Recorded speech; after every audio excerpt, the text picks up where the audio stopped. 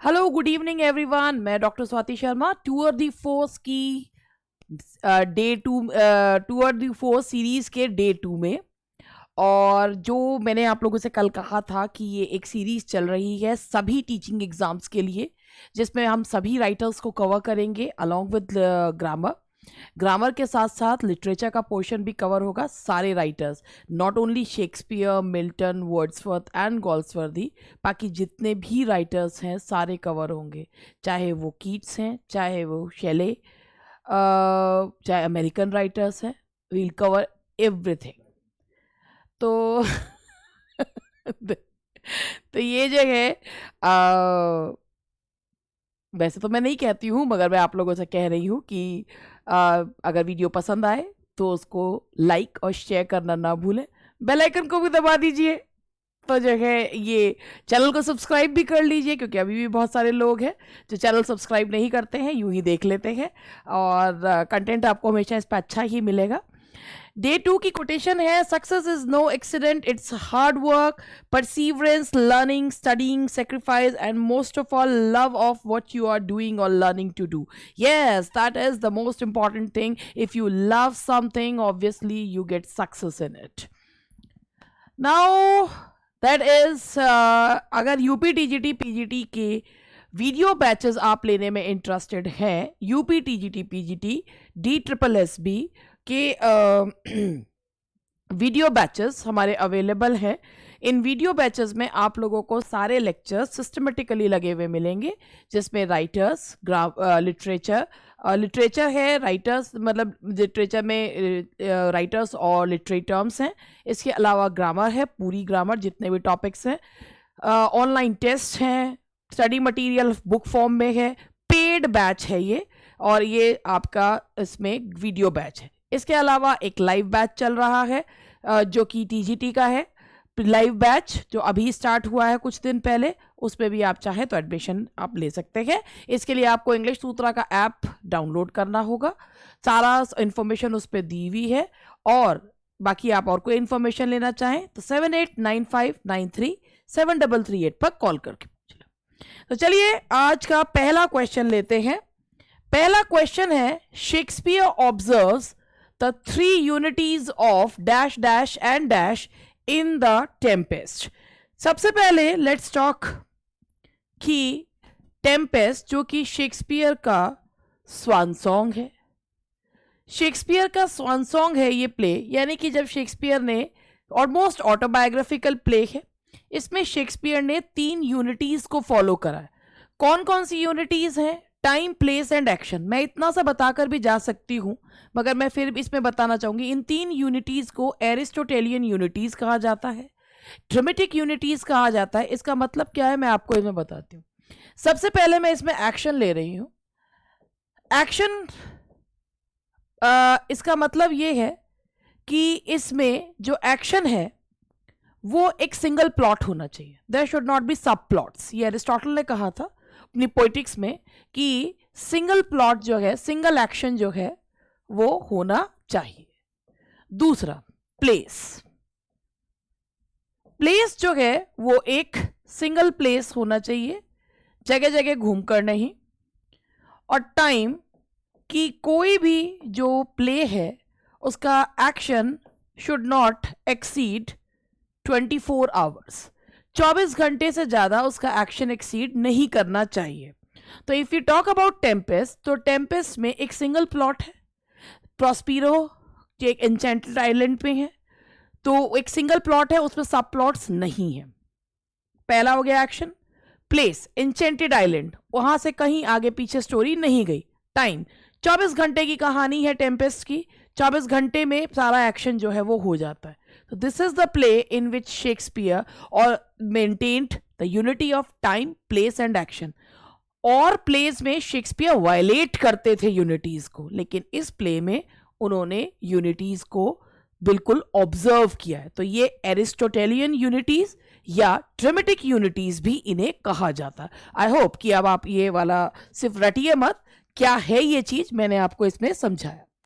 Now the next question is, who calls Ariel thou which art but air in Act 5 scene 1 of the Tempest? Aerial जिसे कहा गया है कि एक spirit है, एक जिसको गवर्न किया जाता है एक लर्नेड मैन के द्वारा, जो आईज एंड ईयर्स है किसका, प्रॉस्पीरो का, और प्रॉस्पीरो ही कहते हैं कि तुम जो है और कुछ नहीं सिर्फ एक हवा हो। तो ये कौन कहते हैं, प्रॉस्पीरो, जो कि अपनी एरियल जो कि एंचेंटेड आइलैंड पे साइकोरिक्स नाम की विच के द्वारा उसे एक पेड़ के तने में कैद किया हुआ था, एंड इट वाज प्रॉस्पीरो जो उन्हें रिलीज करते हैं। तो इसलिए ये शब्द भी, और उसके बाद वो उनके मास्टर बन जाते हैं, और ये शब्द भी प्रॉस्पीरो के द्वारा कहे जाते हैं। Now the next question is, which purpose is resolved in the scene between the two grave diggers in Hamlet Act 5 Scene 1? Hamlet Shakespeare का वो प्ले जो उनका सबसे बड़ा लंबा प्ले है, जिसमें टीएस एलियट के हिसाब से जो है ऑब्जेक्टिव कोरिलेटिव नहीं है। चलिए इसके हम बात करते हैं ग्रेव डिगर सीन की। इसमें दो ग्रेव डिगर्स हैं जो ओफिलिया की ग्रेव को खोद रहे हैं, और वो लोग ये बात कर रहे हैं कि whether Ophelia should be given Christian burial because it is a case of suicide, and if a person commits suicide, he or she should not be given a Christian burial. तो they are talking about it. उसके बाद जो पहला grave digger है वो दूसरे grave digger से एक क्वेश्चन पूछता है कि कौन जो है सबसे मजबूत चीज बनाता है, इतना एक मैसन नहीं बनाता, एक कारपेंटर नहीं बनाता, कौन बनाता है? तो दूसरा ग्रेव डिगर कहता है कि इट इज गैलो मेकर। तो कहता है नहीं, it is grave diggers, we make the houses, हम इतने मजबूत घर बनाते हैं कि वो डूम्स डे तक चलते हैं और घर नहीं चलते। And when they are talking about it, तभी हैमलेट जो है वो वहां पर आ जाता है, और वो हैमलेट जो है उसे पूछता है कि तुम किसकी ग्रेव जो है वो खोद रहे हो? कहता है हम तो खुद की खोद रहे हैं क्योंकि हम ही खड़े हुए हैं इसमें, और मेन एंड वुमेन हम बताएंगे नहीं क्योंकि मरने वाले वो मेन एंड वुमेन तो they are living beings, if when a person dies he becomes a dead person. फिर वो बता देते हैं कि this is the grave of a woman who died recently. फिर उसके बाद उसमें से एक खोपड़ी जो है वो निकलती है जो कि यॉरिक की होती है, और वो एक जब किंग हैमलेट के समय में एक जेस्चर था जिसको हैमलेट जो है वो याद करते हैं कि हाँ जब मैं when I was a boy तो ये मैंने उसको देखा है। अब ही डिस्कसेस कि बड़े बड़े लोग भी डस्ट बन जाते हैं, और ग्रेव डिगिंग सीन जो है इसमें जो ये स्पैट्स होते हैं और जो बातें हैं, ये इतने टेंस माहौल में जो ये ग्रेव डिगिंग सीन है जो मैंने अभी आपको बताया कि वो आपस में अपने काम को एंजॉय कर रहे हैं, आपस में वर्बल स्पैट्स जो है वो हो रहे हैं। तो this is the example of comic relief कि ट्रेजेडी में जब लोगों को थोड़ा सा माहौल को टेंस से हल्का करने के लिए ऐसे सीन्स जो हैं वो डाले जाते थे जिन्हें कॉमिक रिलीफ कहा जाता था। तो ये सीन भी कॉमिक रिलीफ जो है वो देता है, it provides comic relief. Now what happens to Worcester and Vernon in the end of the play Henry fourth part 1? Henry fourth part 1 जिसमें मैंने आपको बताया था फॉल्स्टाफ का कैरेक्टर है। वर्सेस्टर एंड वर्नन जो है उनको they are sentence to death by King Henry. Last में उन्हें किंग हेनरी के द्वारा जो है उनको ये मान लिया जाता है कि they will not follow the orders of King Henry, तो इसीलिए they are sentence to death by King Henry. Which of one of the following statements is true of Hamlet? आप लोगों ने जब हैमलेट के एंड में पढ़ा होगा, हैमलेट का एंड पढ़ा होगा, तो उसमें देखा होगा कि क्लॉडियस जो है वो हैमलेट को मरवाने के लिए लियाटीज को अपना मोहरा बनाता है, एक फेंसिंग मैच रखा जाता है। इसके बाद भी क्लॉडियस एक जो है ये सोचता है कि अगर इससे पॉइजनड जो है सोड से नहीं मरा हैमलेट, तो वो एक जो है प्याला रेडी रखता है जिसमें जो है जहर होता है। अब होता ये है कि जब लियाटीज एंड वो दोनों के बीच में फेंसिंग मैच होता है तो वो तलवार गिर जाती है और उससे जो है हैमलेट के भी कट जाता है। तो जो लियाटीज ने ली हुई है और लियाटीज भी जो है उससे घायल हो जाता है। गर्ट्रूड वो प्याला अपने बेटे के को चीयर करने के लिए वो प्याला उठाकर पी जाती है और उसकी मृत्यु हो जाती है। इस बीच में होरेशियो इंटरप्ट करता है आके, द क्वीन फॉल्स, कि क्वीन जो है वो गिर गई।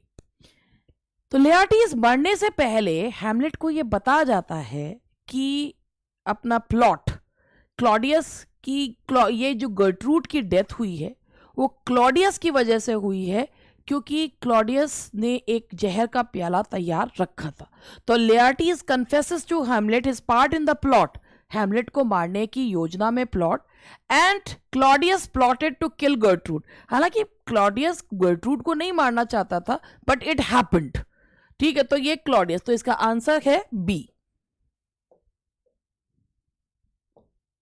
Who wrote the essay entitled On the Knocking at the Gate in Macbeth? ये जो एसे है, पहले हम इसके बारे में बात करते हैं। ये एसे लिखा है थॉमस जी क्विंसी ने, रोमांटिक एज के राइटर थे। लंदन मैगजीन में ये एसे पब्लिश हुआ था जब मकबेथ जो कि शेक्सपियर की ट्रेजेडी है, आर्टिस्टिक सक्सेस है, जिसमें जब डंकन की हत्या के बाद अगले दिन कैसल का दरवाज़ा खटखटाया जाता है लेनॉक्स के द्वारा, तो उसमें ये जो नॉकिंग सीन है, इसमें जो knocking at the gate in Macbeth, उसमें जो द्वारपाल है, वो जो कीपर है, उसको ये लगता है कि शायद वो नर्क में का द्वारपाल है और नर्क में जो एक के बाद एक लोग आ रहे हैं और वो दरवाज़ा खटखटा रहे हैं। तो ये जो सीन है, ये वैसे तो उसमें मकबेथ में भी कॉमिक रिलीफ बताने के लिए जो है वो सीन किया गया है कि knocking at the gate in Macbeth, ये जो सीन है, ये सीन जो है मकबेथ में एक कॉमिक रिलीफ प्रदान करने के लिए किया गया है। ये डी क्विंसी का एक बहुत ही अच्छा लिटरेरी पीस माना जाता है, और डी क्विंसी जो कि रोमांटिक एज के राइटर थे, Thomas De Quincey. Porter scene भी कहते हैं इसे। Who is the twin brother of Viola in the Twelfth Night? Twelfth Night जो कि शेक्सपियर की एक बहुत ही लाइट हार्टेड कॉमेडी है, जिसकी शुरुआत होती है कि वायला का शिपरैक हो गया है और वो एक सी कैप्टन की मदद से इलीरिया में आती है। तो उसका जो ट्विन ब्रदर है उसका नाम क्या है? सेबेस्टियन। और इसमें भी क्रॉस ड्रेसिंग यानी कि लड़की लड़के की भूमिका में आती है। तो Sebastian is the twin brother of Viola. Shakespeare's Measure for Measure is, Shakespeare की Measure for Measure All is well that ends Well, ये जो है दोनों डार्क कॉमेडीज हैं। अब डार्क कॉमेडी का मतलब क्या होता है? डार्क कॉमेडी का मतलब होता है कि एक ऐसी कॉमेडी जिसमें कॉमिक एलिमेंट्स नहीं होते, ओनली द एंड में चीज़ें रिजॉल्व हो जाती हैं, और जो एंड में चीज़ें रिजॉल्व होने का मतलब है कि बस चीज़ें सुलझ जाती हैं। डिनूमे तो है, बट कोई लाइट हार्टेड चीज़ नहीं होती, लोगों को कोई अम्यूजमेंट नहीं मिलता, और पूरे समय में वो ट्रेजेडीज की तरह होती हैं, बस एंड अच्छा होता है।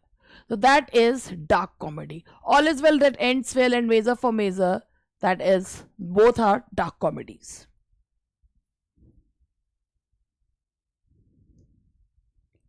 विच Shakespeare's play has a mask in it?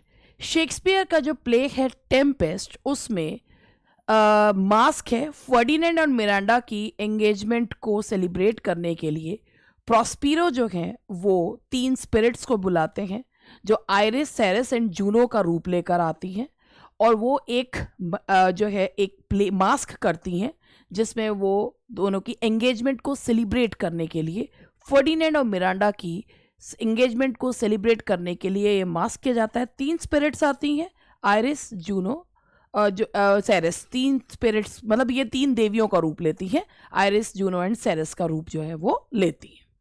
तो that is The Tempest. In Shakespeare's Macbeth, who was untimely ripped from his mother's womb? Shakespeare के मकबेथ में, मकबेथ के जब उसकी भविष्यवाणी की जाती है विचेस के द्वारा, तो ये उसको भविष्यवाणी की जाती है कि कोई भी औरत से पैदा हुआ व्यक्ति उसे नहीं मार सकता, तो मैकडफ उसे कहता है कि ही वॉज अनटाइमली रिब्ड, यानी कि उसे पेट काट के निकाला गया था। तो it was Macduff who was untimely ripped from his mother's womb, तो that was Macduff.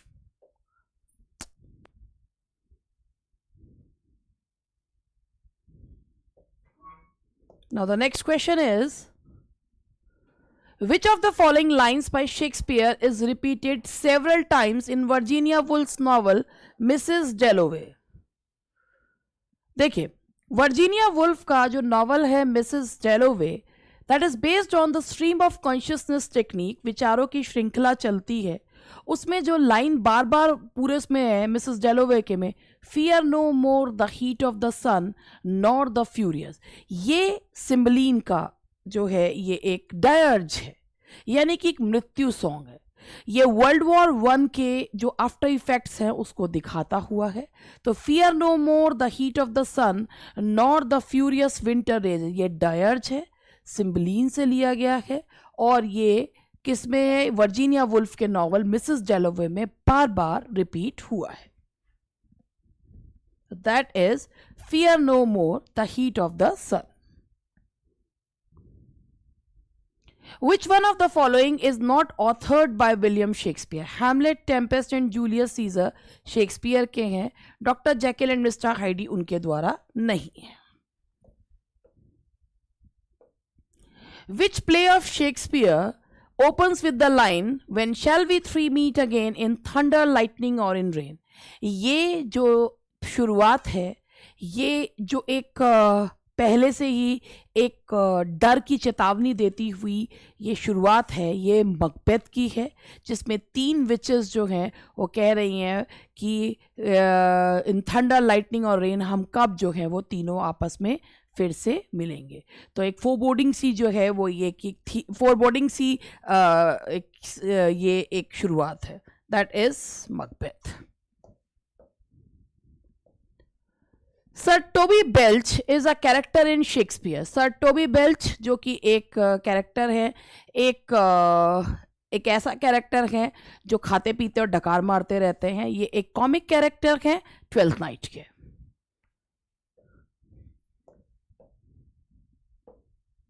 Choose the one that doesn't match. Touchstone fool है एज यू लाइक इट में। Goneril is the daughter of King Lear. Cinna is one of the conspirators in Julius Caesar.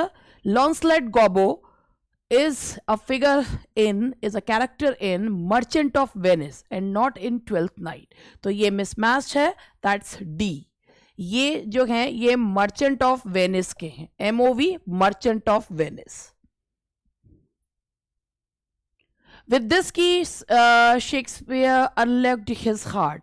ये words जो हैं ये स्कॉन not the sonnet Wordsworth के हैं, और Wordsworth ने ये कहा था विद दिस की Shakespeare unlocked his heart. Romantic as में सोनेट्स बहुत कम हो गए थे लिखने, 14 लाइन की पोएम में पूरा उसको अरेंज करना it was very difficult for a poet to express his feelings in 14 lines. That is why it was out of vogue during romantic era. So Wordsworth pleaded to people that with this key Shakespeare unlocked his heart, so scorn not the sonnet. That is Wordsworth.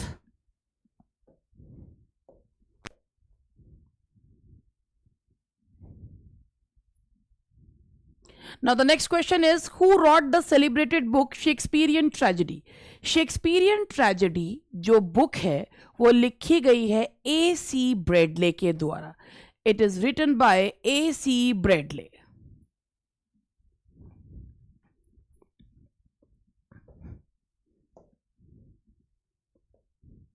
Othello killed Desdemona out of.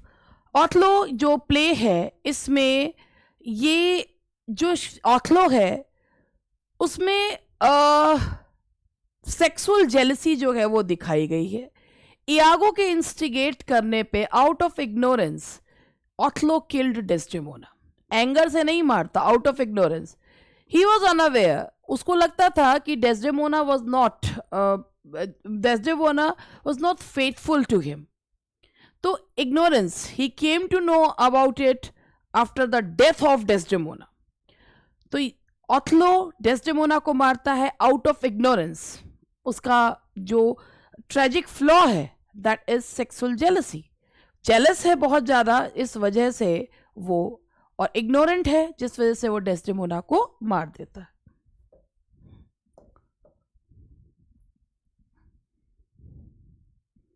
The line's age cannot wither her nor custom stale her infinite variety। ये lines Shakespeare का famous Roman play है Antony and Cleopatra. ये lines कही गई हैं Cleopatra के बारे में कि एज, ना तो एज का कोई फर्क पड़ता है ना किसी चीज़ का, इनफाइनाइट वैरायटी शी हैज़। उसके क्लियोपेट्रा के अंदर इतनी वैरायटी है कि अदर वुमेन सेटिस्फाई करती हैं मगर वो और अपने लिए उस भूख जो है वो बढ़ाती है। तो ये क्लियोपेट्रा के लिए लाइंस जो हैं वो कही गई हैं और शेक्सपियर के प्ले एंटनी एंड क्लियोपेट्रा में। Portia is the heroine of the play. Portia जो हीरोइन है वो है मर्चेंट ऑफ वेनिस की। मर्चेंट ऑफ वेनिस में भी क्रॉस ड्रेसिंग है। वो इसमें डॉक्टर ऑफ लॉ की भूमिका लेती हैं और वो जो मर्चेंट ऑफ वेनिस में वो एंटोनियो को बचाने का प्रयास करती हैं और उसमें कामयाब भी होती है। शाइलॉक को अपनी सारी संपत्ति कन्फिस्केट करनी पड़ती है, सारी तो नहीं आधी कन्फिस्केट करनी पड़ती है, और इसके अलावा उसको जो है धर्म परिवर्तन भी करना पड़ता है। शुरुआत में इस प्ले को जो है कॉमेडी के रूप में लिया गया था, लेकिन बाद में इसे जो है डार्क कॉमेडीज़ के रूप में या ट्रेजी कॉमेडी के रूप में, इसे ट्रेजी कॉमेडी के रूप में लिया गया था क्योंकि शाइलॉक के साथ बहुत बुरा हुआ था, तो बाद में इसे ट्रेजी कॉमेडी माना गया था। Our bodies are our gardens to which our wills are gardeners. The above words from the speech of, ये इयागो की लाइन्स हैं। इयागो जिनके लिए ये टर्म यूज करा है कॉलरिज ने, मोटिवलेस मेलाइनिटी, कि बिना बात के ही इतना ज़्यादा जेलस था, इतना ज़्यादा चिढ़ता था। Shakespeare was born at Stratford upon Avon. It's a town in England. तो शेक्सपियर बेसिकली जो पैदा हुए थे वो स्ट्रैटफोर्ड अपॉन एवॉन में हुए थे, ऑन एवॉन में नहीं, अपॉन एवॉन में। Stratford upon Avon, it's a town in England. Shakespeare ने किस प्रकार की कॉमेडीज लिखी हैं? शेक्सपियर ने रोमांटिक कॉमेडीज लिखी हैं। ये उनकी कुछ जो कॉमेडीज हैं वो कॉमेडी ऑफ मैनर में आ गई हैं, जैसे love labour lost is a romantic comedy as well as comedy of manner. और कॉमेडी ऑफ मैनर, तो ये जो टर्म दिया गया था ये बाद में आया। ये टर्म जो है ये रेस्टोरेशन पीरियड में दिया गया था, लेकिन शेक्सपियर का जो लिखने का तरीका था उन कुछ वर्क्स में उनका कॉमेडी ऑफ मैनर्स भी है। बेसिकली जो उनकी कॉमेडीज हैं वो हैं रोमांटिक कॉमेडीज।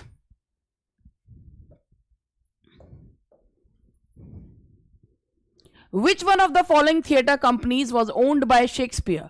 मैंने आपको बताया था शेक्सपियर के 2 थिएटर्स में उनके शेयर्स थे, ग्लोब एंड ब्लैक फ्रायर्स। तो इसमें है ग्लोब और मास्टरपीस था ग्लोब, इसमें शुरुआत हुई थी जूलियस सीजर प्ले की शुरुआत इसमें। ग्लोब थिएटर जब बन के तैयार हुआ था तो सबसे पहला प्ले उसमें जूलियस सीजर हुआ था।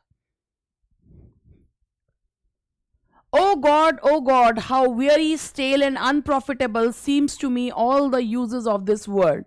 ये लाइंस जो हैं वो हैमलेट की हैं, जब उसे सभी चीज़ें जो हैं वो बेकार लगती हैं, because he is unable to do anything, he is unable to take any action, तो दैट इज हैमलेट। ये हुए हमारे 25 क्वेश्चंस मैंने शेक्सपियर के लिए हैं, और अब मैं आगे आप लोगों को जो है ग्रामर के क्वेश्चन ले रही हूँ। ग्रामर के क्वेश्चन मुझे खुद भी पता है कि ये बहुत ही हल्के फुल्के से क्वेश्चंस हैं, मगर धीरे धीरे जो है हल्के फुल्के बढ़िया वैसे सारे से चीज़ें लेनी चाहिए। तो आप खुद भी देख के यही कहेंगे वैसे, मगर मैं क्या करूं। देखिए, Copernicus proved that the earth moves round the sun. Copernicus proved that the earth singular है, तो इसीलिए इसके साथ जो वर्ब फॉर्म लगेगा वो मूव्स लगेगा। इट डजेंट मैटर कि यहाँ पर जो हमारा वर्ब है वो पास्ट टेंस है। जो यूनिवर्सल ट्रूथ होते हैं वो हमेशा प्रेजेंट इंडेफिनेट में ही बताए जाते हैं. It had been raining. Select the tense used in the sentence. It had been raining for the past 2 hours. जब किसी कोई एक्शन कंटिन्यूड था और उसके साथ टाइम भी दिया जाता है, वैसे इसमें टाइम नहीं दिया हुआ, लेकिन कोई एक्शन किसी समय पे से किसी समय तक कंटिन्यूड था, तो उसके लिए पास्ट परफेक्ट या पास्ट परफेक्ट कंटिन्यूअस यूज करते हैं. अगर आपके जो वर्ब्स हैं वो स्टैटिक हैं तो टाइम बताने के लिए आप पास्ट परफेक्ट लगाते हैं.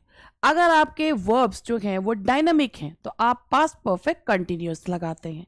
यहाँ पे रेनिंग जो है ये एक डायनामिक वर्ब है, और जब डायनामिक है तो ये जो है किसमें लिखा हुआ इट हैड बीन रेनिंग, तो that is past perfect continuous. Change the following sentence into simple present. She has done the work. Simple present यानी कि present indefinite.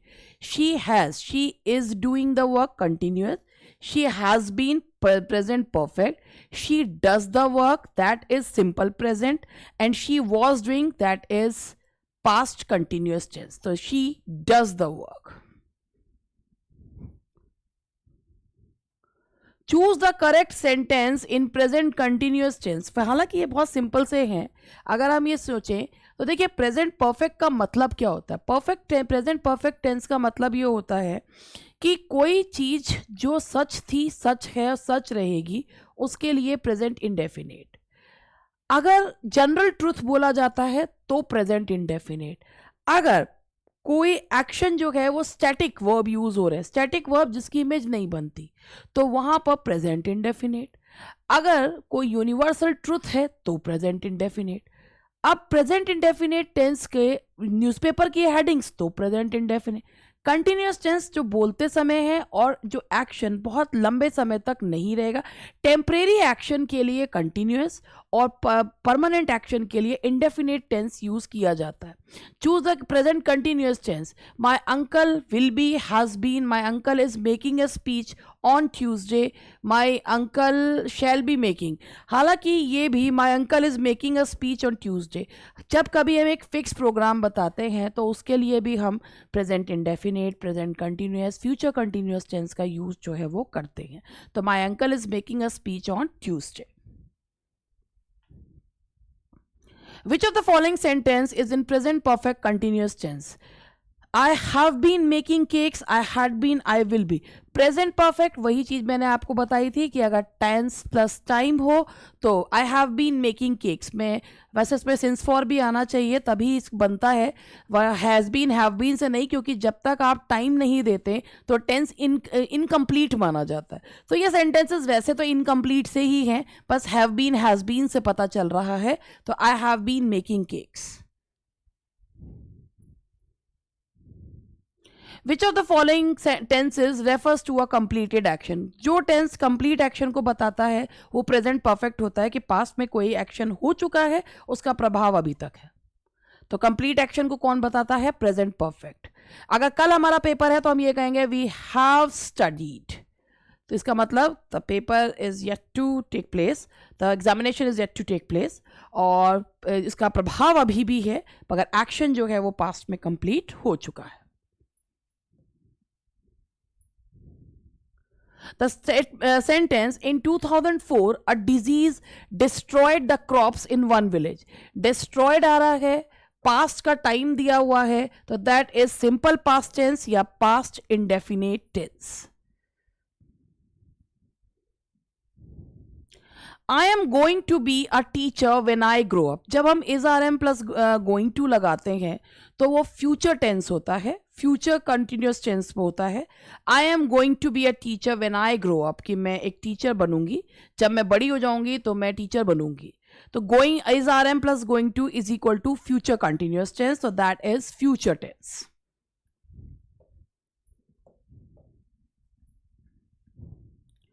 The sentence, however, they had already been married outside the village.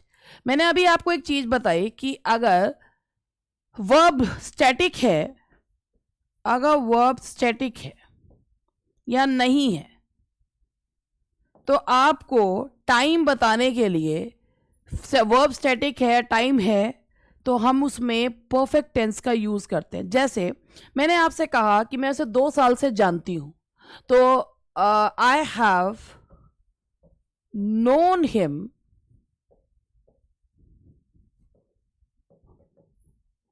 For 2 years। तो that is कि मैं उसे 2 साल से जानती हूं। अब ये जो नोन है ये एक स्टैटिक वर्ब है। अगर ये होता कि सुबह से बारिश हो रही है, it has been raining since morning, तो भाई यहाँ रेनिंग जो है वो डायनेमिक वर्ब है। लेकिन अगर टाइम दो हो, डायनेमिक वर्ब ना हो, तो प्रेजेंट परफेक्ट टेंस यूज करते हैं। तो however they had already been married, ये जो सेंटेंस है ये पास्ट परफेक्ट टेंस में है, तो past perfect, they had already been married. अब यहाँ पर ये बीन लगा हुआ है तो ये लग सकता है कि पास्ट परफेक्ट कंटिन्यूअस है। जी नहीं, बीन यहाँ वर्ब की थर्ड फॉर्म है। However they had already been married, ये इसकी वर्ब की थर्ड फॉर्म है।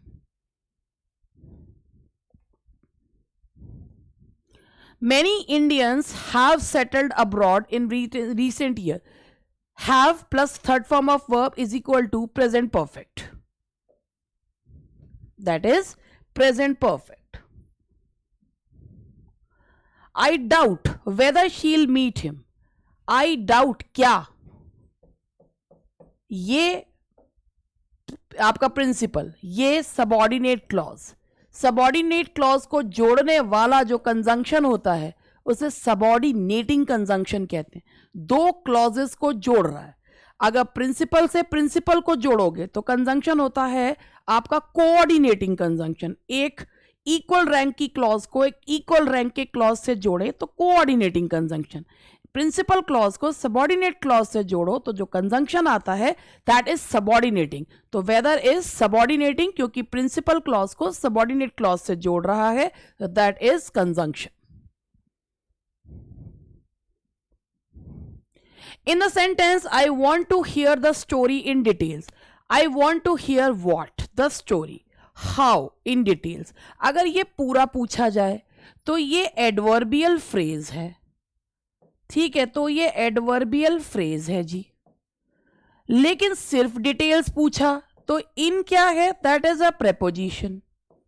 इन जो है वो प्रेपोजिशन है, और जो प्रेपोजिशन होता है वो अपने बाद या तो नाउन लेता है या प्रोनाउन लेता है या जेरेंड लेता है। तो जब इन एक प्रेपोजिशन है तो डिटेल्स क्या होगा? That is a noun.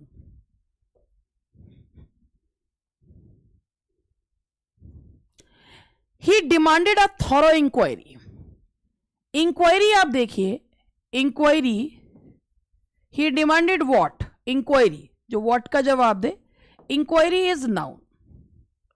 Noun के जस्ट पहले आता है एडजेक्टिव, एडजेक्टिव के जस्ट पहले आता है एडवर्ब। तो इंक्वायरी इज नाउन, तो थॉरो क्या हो गया? That is adjective. जो नाउन के बारे में कुछ भी बताए that's an adjective. In the sentence, all the officers should respect one another. All the officers should respect whom. जो whom का जवाब दे वो या तो नाउन होता है या प्रोनाउन होता है। वन अनदर नाउन है नहीं तो प्रोनाउन होना चाहिए। प्रोनाउन का यहाँ ऑप्शन नहीं है, तो यहाँ पर मैं इसी को वर्ब लिखा हुआ है या कुछ भी काट के हम लिख सकते हैं। एक्चुअली ये ऑप्शन नहीं दे रखा था, तो that is pronoun. In the sentence, athletics is his favorite sport. What is his favorite sport? जो what का जवाब दे या who का जवाब दे वो noun होता है। Athletics is the name of a sport, so that is noun. That is a noun. Now the next question is, change the following sentence into direct narration. Moti asked Gangu whether the letter was in his senses. आप यहां से देखिए, यहां से बनते हैं asked मोती, asked मोती, ये इस तरीके।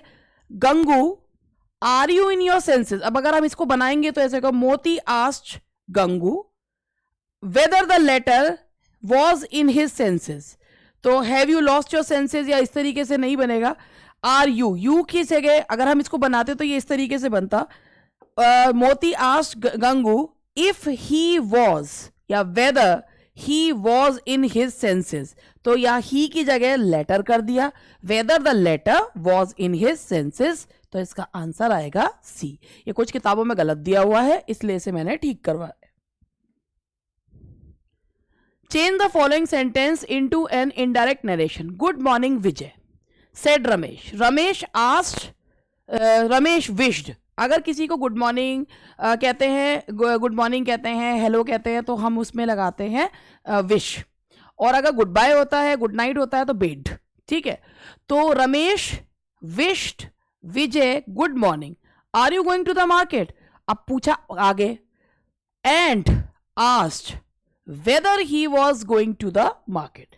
एंड आस्क्ड क्योंकि क्वेश्चन पूछा जा रहा है तो एंड आस्क्ड से जोड़ा जाएगा।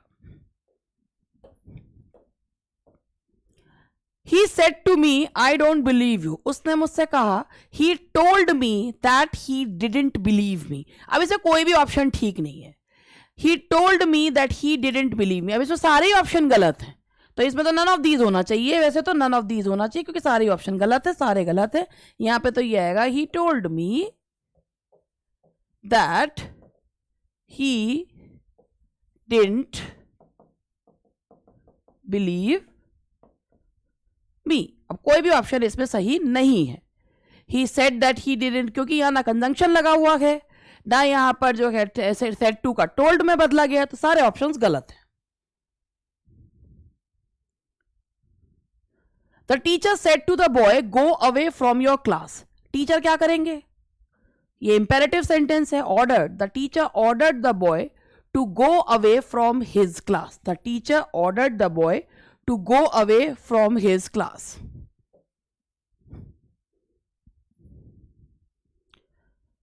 I have bought a house. He said that he had bought a house. इसमें ऑब्जेक्ट नहीं है, said को told में चेंज करने की कोई जरूरत नहीं है, तो he said that he had bought a house, तो इसका प्रेजेंट परफेक्ट को पास्ट परफेक्ट में कर देंगे और इसका आंसर हुआ A. So that's all for today. आज के लिए इतना ही। 37 मिनट्स 19 सेकेंड्स में मैंने आपको क्वेश्चंस कराए हैं 45 और उसका एक्सप्लेनेशन भी दिया है। ये आप लोग भी जानते हैं कि लोग अगर आप यूट्यूब के सेशंस तो आप लोग भी देखते हैं और ये आपको भी पता है कि क्वेश्चंस बोलते जाते हैं और ऑप्शंस मार्क करवाते जाते हैं, उसमें स्टूडेंट्स का कोई बेनिफिट नहीं है। इतने सारे question Aires and all that आपको वैसे भी मिल जाते हैं, लेकिन एक्सप्लेनेशन के माध्यम से वो चीज़ें आपके दिमाग में बैठ जाती हैं। So this is my style of doing all these things, और ये एक छोटा सा प्रयास है आप लोगों को की तैयारी अच्छी करवाने के लिए। That's all for today. Good night and मिलते हैं कल।